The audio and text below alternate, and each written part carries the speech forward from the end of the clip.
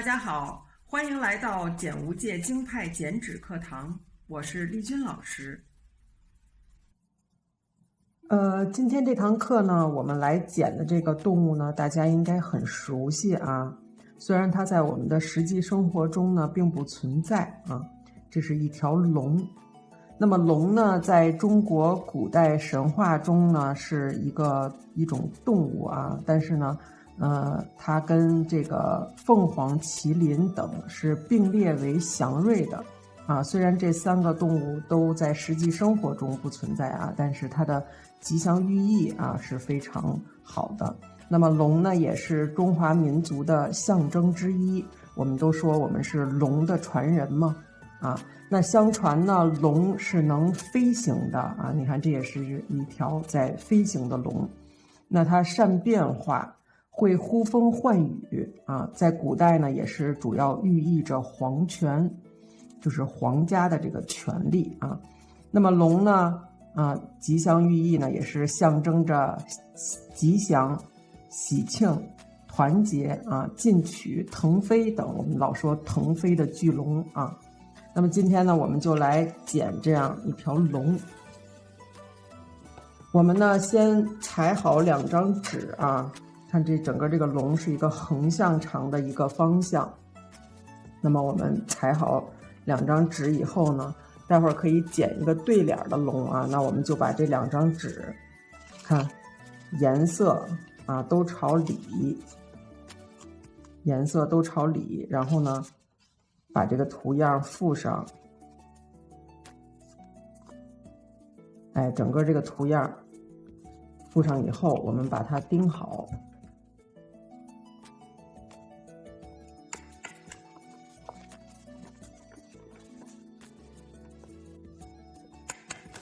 在周边的几个点都给它固定住。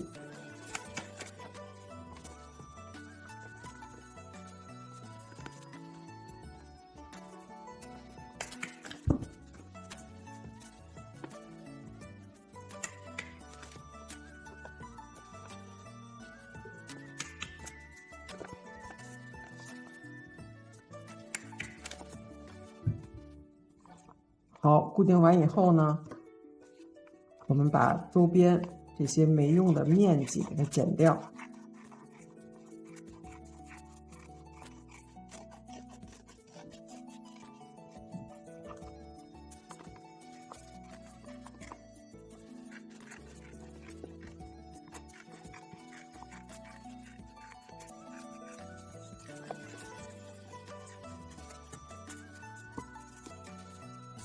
好，注意不要把我们固定的这个钉剪掉啊。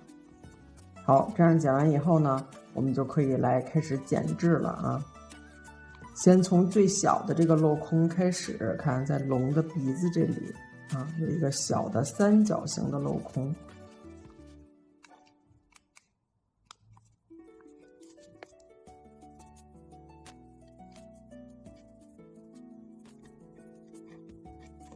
先把它剪掉。然后再来剪这个眼睛啊，这个眼睛也是一个月牙纹啊。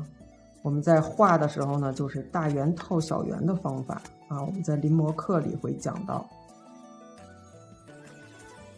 一个大圆套着一个小圆，然后相切以后，就形成了一个标准的啊，比较标准的一个月牙。这个呢，通常也是作为动物身上眼睛的一种表现方式。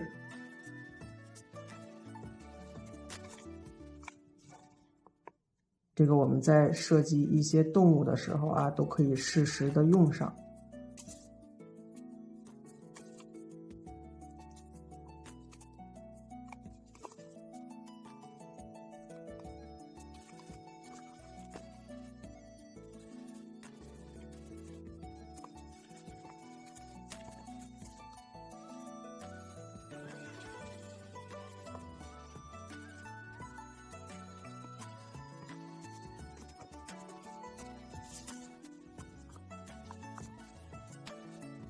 好，这里这4个纹理呢是什么呀？我们在系统班的基础纹样里面讲过啊，羽毛纹它是由水滴纹这样变形而来的，对吧？啊，或者叫柳叶纹的变形也可以啊。它就是把其中一个角往回缩，哎，一个倒三角回来，形成这么一个形态。那我们在剪的时候呢，也是先剪这一侧啊，然后从这面再往回剪。最后把这个小三角剪出来，哎，或者呢是从这一侧啊，从这一侧顺着这个逆时针的方向剪到头，然后再剪回来，然后再把这个三角剪掉啊。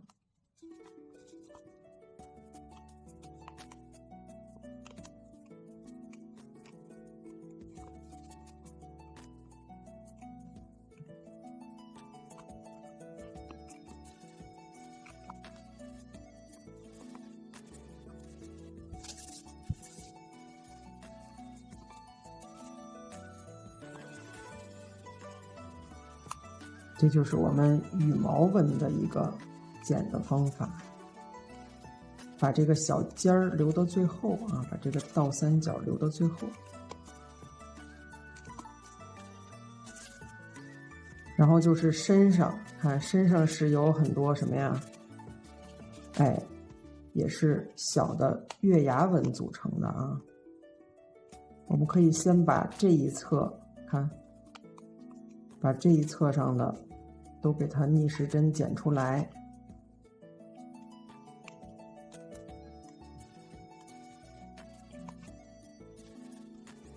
这样我们就不用总转这个作品了啊，不用整个掉一个个儿。先把所有这个外圆弧都剪开。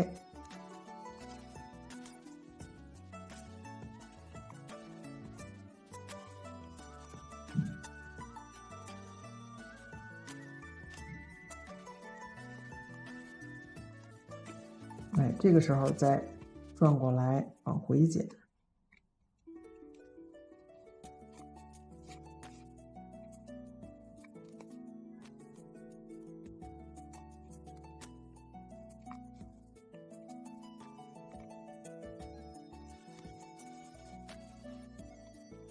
然后所有的这些小月牙呢，你看它具体的这种方向啊，每一个的方向都不是说非常的平行啊，它是随着这个龙整个这个身体的走向来设计的。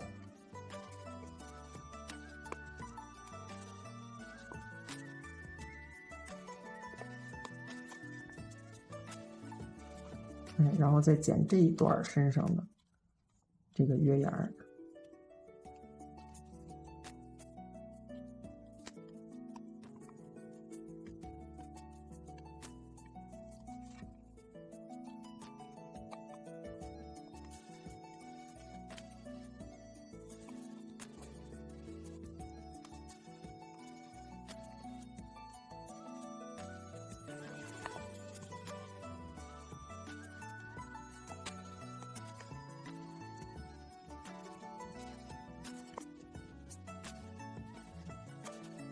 我们今天剪的呢是一个单体的一个龙啊，这个龙呢也不复杂，龙身上的这些鳞呢我们没有给它具体化，而是用这种月牙纹给它代替了啊，是一条比较简练的龙。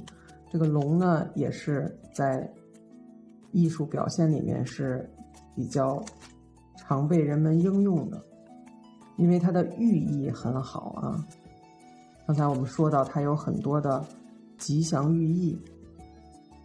首先呢，我们说中国人都是龙的传人啊，那龙呢代表着吉祥啊、进取、腾飞，对吧？那么它的寓意很好，也是在剪纸作品里呢经常被应用到的一个图案啊。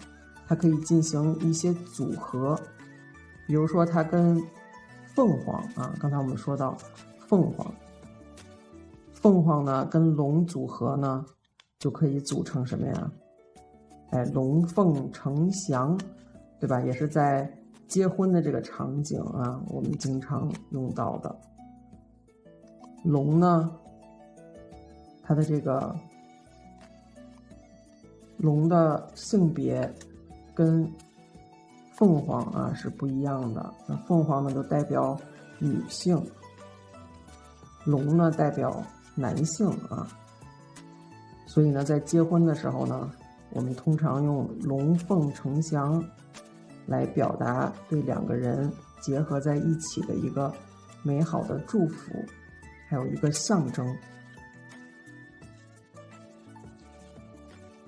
那么龙呢，还可以跟谁组合呢？比如它跟虎组合到一起，我们有一个词儿叫什么呀？龙腾虎跃啊。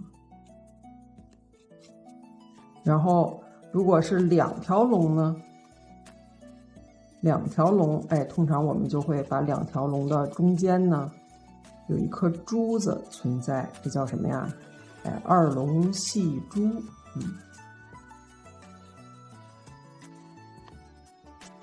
所以呢，龙呢是经常被艺术家们所喜爱和运用，还有创作的啊，可以有各种龙的姿态。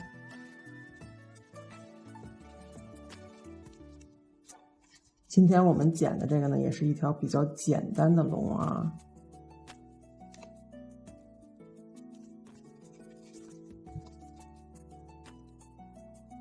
龙的特点呢，就是身子呢比较长啊，比较长，而且呢，通常是这样横向出现的时候是比较多。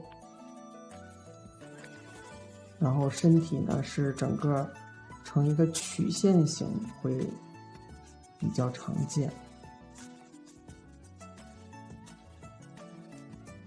它整个是打了很多弯儿，对吧？你看这样 S 弯儿。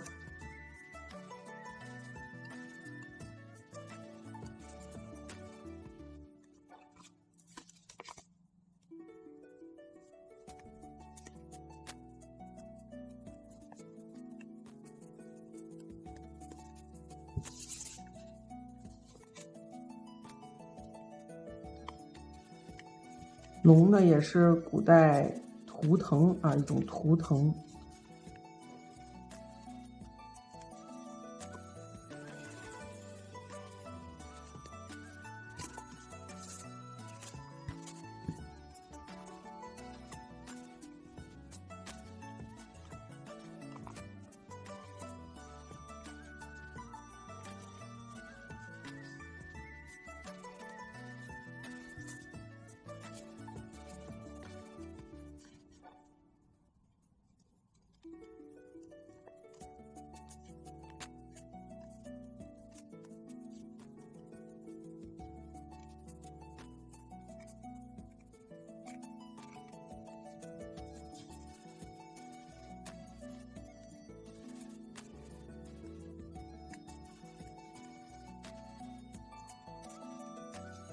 这个尾巴的末端呢，看是比身体要粗一些，这样往外发散展开的，所以呢就设计了一个水滴纹，然后配合一个月牙纹，来配合这里展开的这种形象啊。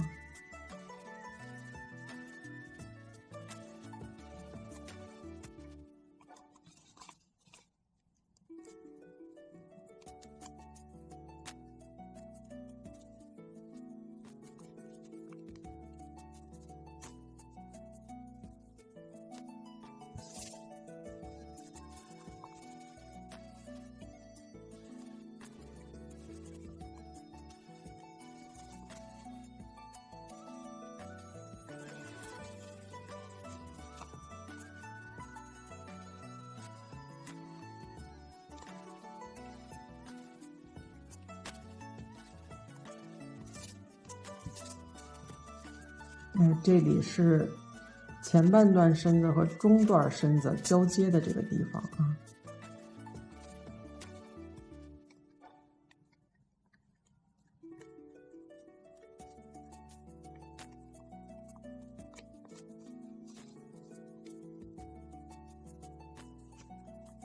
哎，这里你看，我们可以一直在剪过去，看从这儿就不要停了，啊，从这儿不要停，一直在往前剪，剪到这里，然后再把这个纹理剪出来，哎，这样去剪。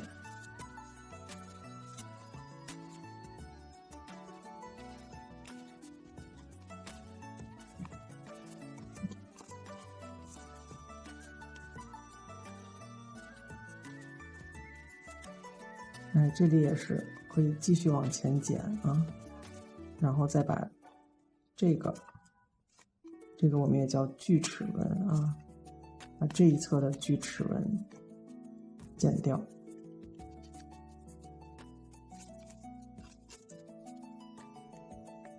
看剪这儿的时候，我们剪刀可以到纸的下方去啊，到纸的下方，你看这样就跟纸不打架了。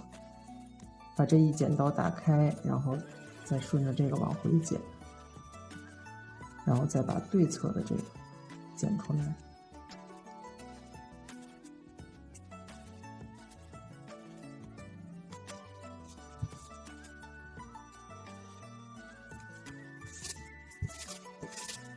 好，这样我们这一块的纹理就剪出来了。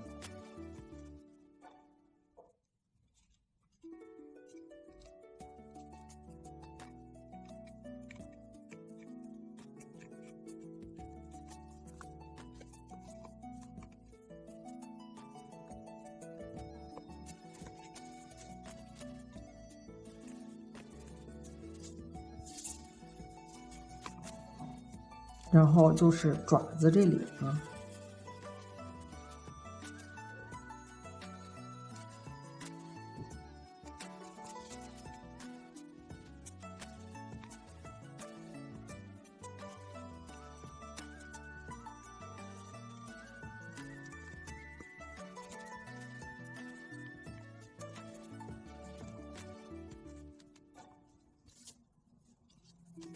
哎，爪子这里你看。每一个指头的尖儿是要连着下一段这个指头的啊，所以这儿还不是断开的，这是要让它连上的。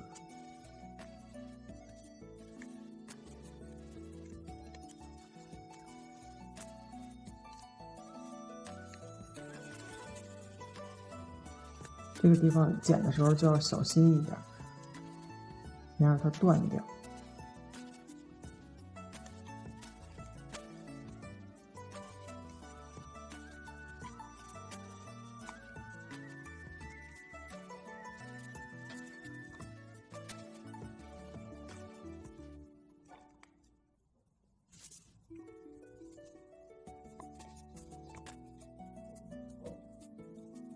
这是两个后爪，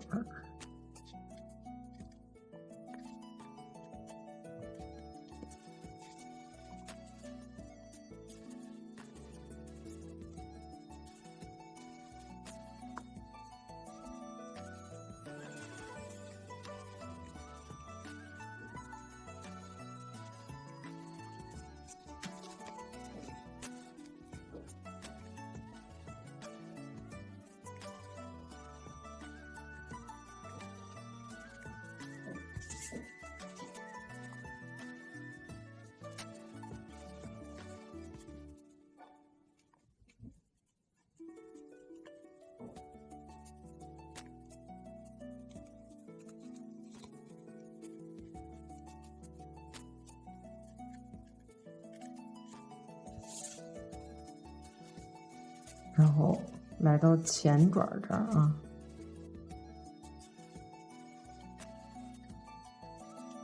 你看整体这个龙的形象啊，这4个爪子，你看我们是设计的大了一些，对吧？它的整体比例是比较大的。那这个呢，也是体现了剪纸啊变形夸张的一个特点啊。我们这个龙的这个威武的感觉体现在哪儿啊？哎，一个是它头部啊很重要，再有一个就是这个爪子，爪子放大一些去设计呢，力度感更强啊。更表现了龙的这种威武。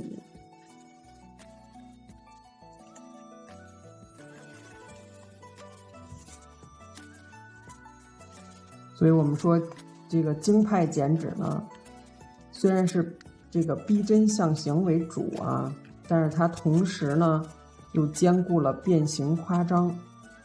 但是这种变形夸张呢，不是像这个漫画或者是其他一些艺术形式里这种变形夸张，它是适度的啊，非常恰到好处的一种变形夸张，是恰恰体现了这个物体啊最重要的这种灵魂性的特点。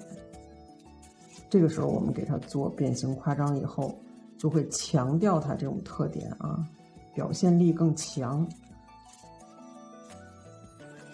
它起到的呢不是让它变形的作用，而是强调它这种特点的作用。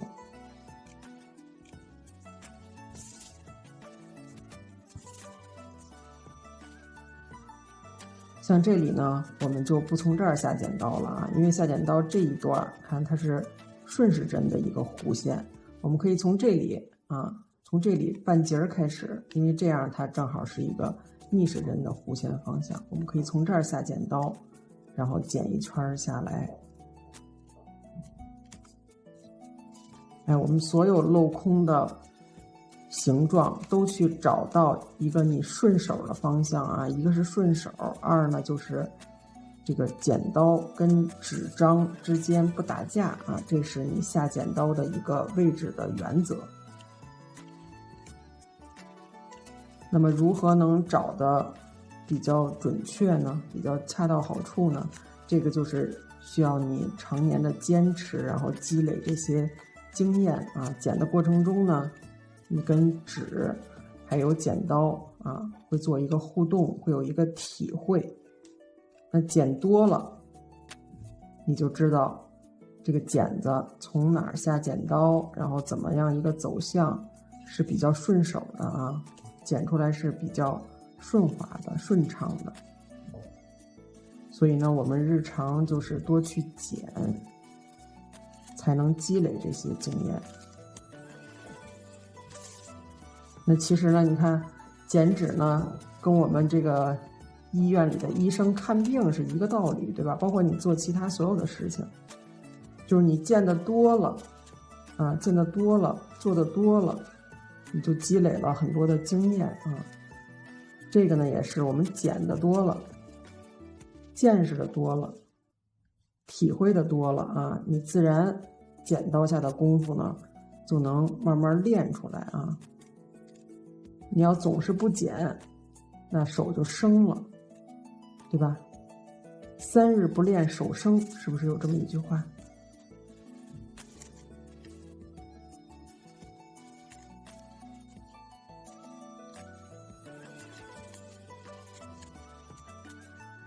哎，这里你看，我就先把这一段剪出来啊，不用纠结，非得是连续的。你看，我把它剩下以后，这块就没有挡剪子的纸了，然后我再把这小尖儿给它剪出来，因为这个小尖儿是体现细节的地方，不能剪坏啊。然后再把这半拉剪下来。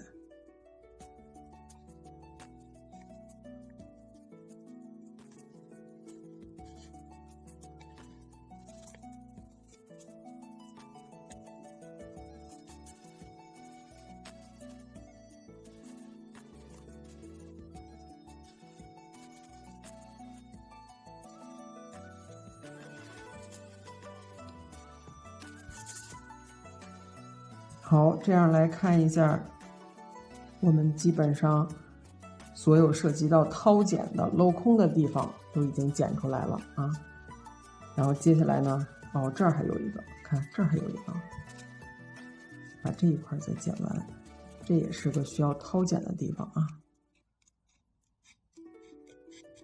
这是龙头和这个须子之间的这个空隙。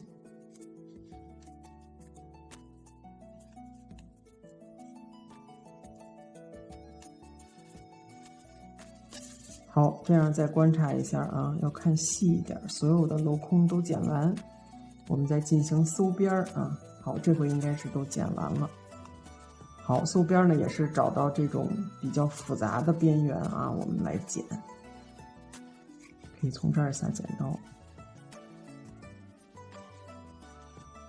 先把左半侧这块剪出来。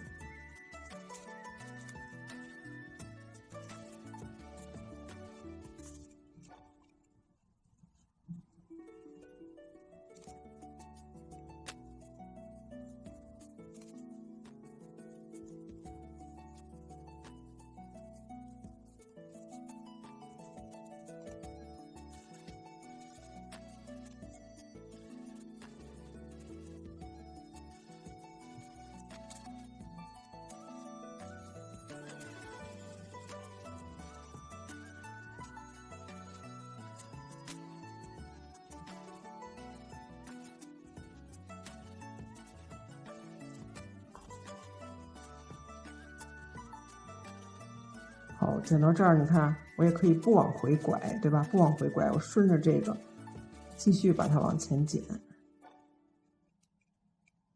这里也是剪到这儿，再把这一块剪出来，然后回过头来，再把这个爪子剩下的这个部分剪出来。哎，我们剪的过程中呢，真的是要灵活掌握啊。不一定非得顺着这个线条的方向就一直走到底啊！看这里，我再给它补一剪子，把这一块剪出来。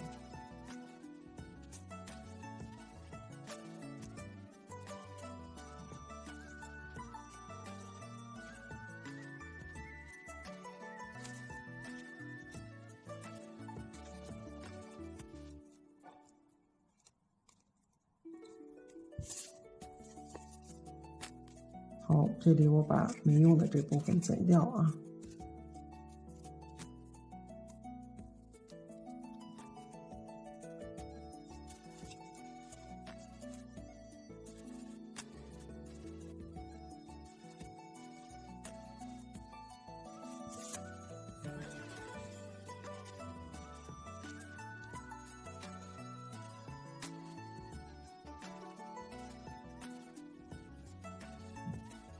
好，你看这个我也是剪到这个位置啊，一直剪到这个位置，然后再往回转。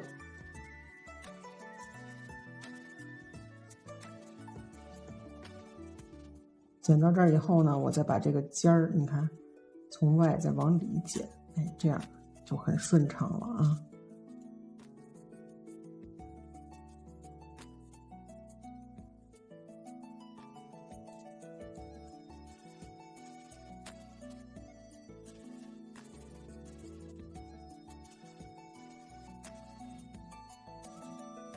这里指尖的位置啊，都是与下一根指头相连的，不要给它剪断，哪怕稍微留的粗一点啊，都没关系。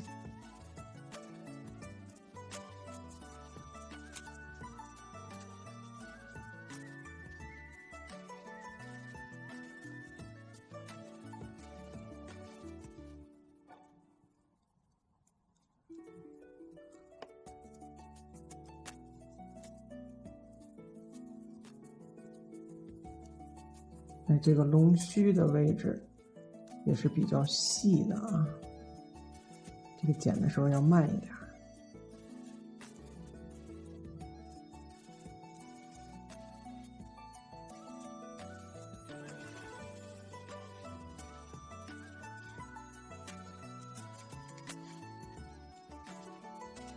看这里呢，我们就可以结束了，然后从外边往里剪。这样，再给它对上头，这一块就下来了啊。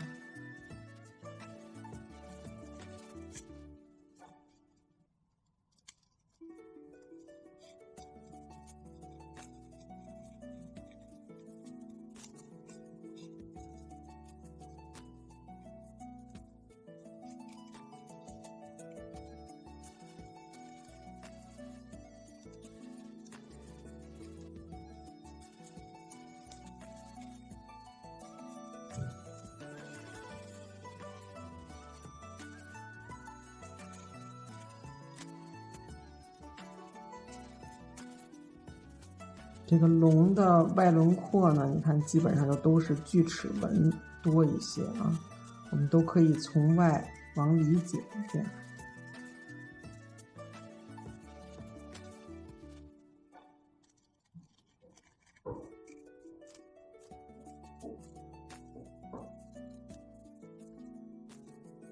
这里呢也是可以顺着这个整个锯齿的这个轮廓，先给它剪一下，哎，剪开，然后再依次看从外往里，这样把所有的锯齿都剪出来。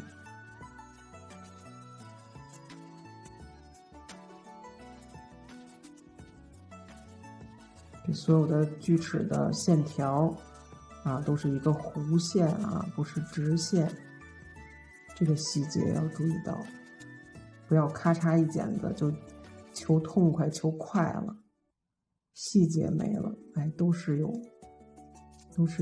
弧形的啊，都是有这个弧形在，不是直线。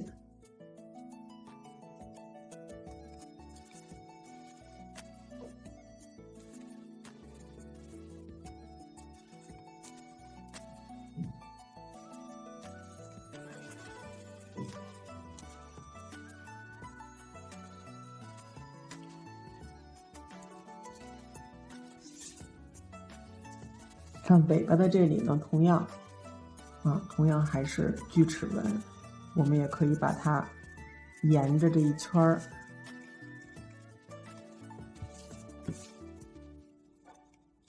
哎，沿着这一圈儿先给它剪一个轮廓出来，然后呢，再这样一个一个的从外往里剪。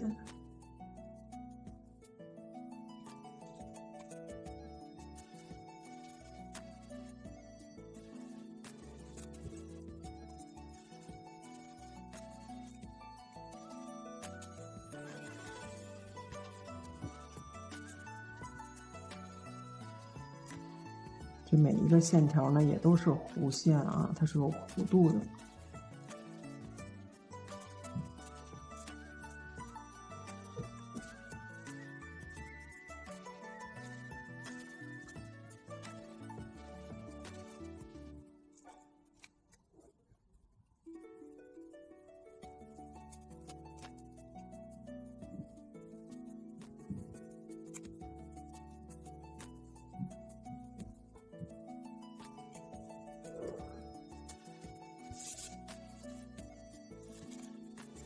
哎，我们尾巴的这里，你看是没有这个钉书钉固定了，所以要把每一层的纸呢尽量对齐以后把它掐住，然后再剪。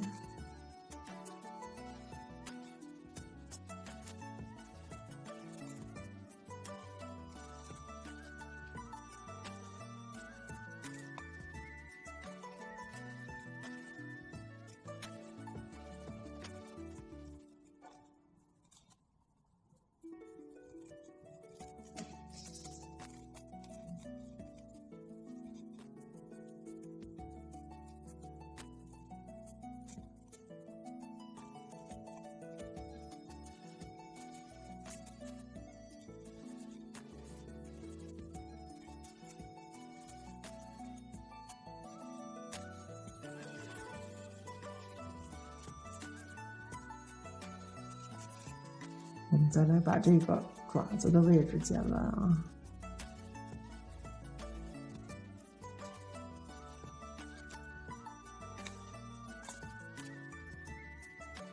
这个爪子的转折比较多。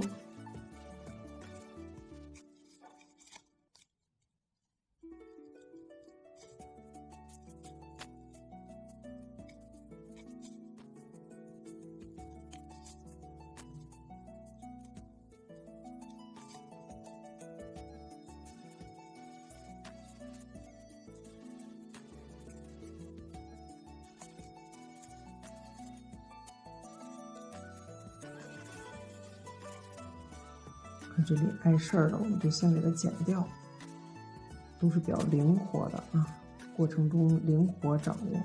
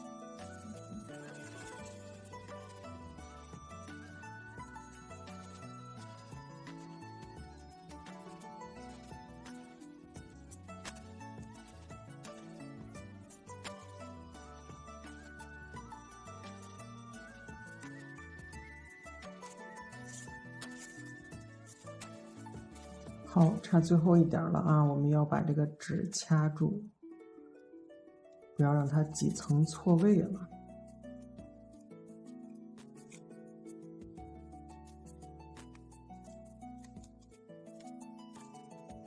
你看这里，越剪到最后，它越容易错位，我们一定要把它对齐，掐住，然后再剪啊。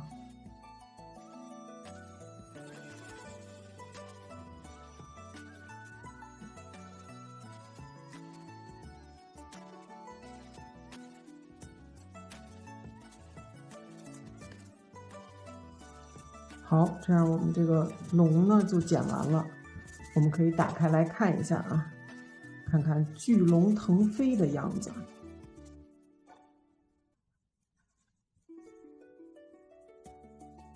它可以是一对儿龙啊，一对儿龙。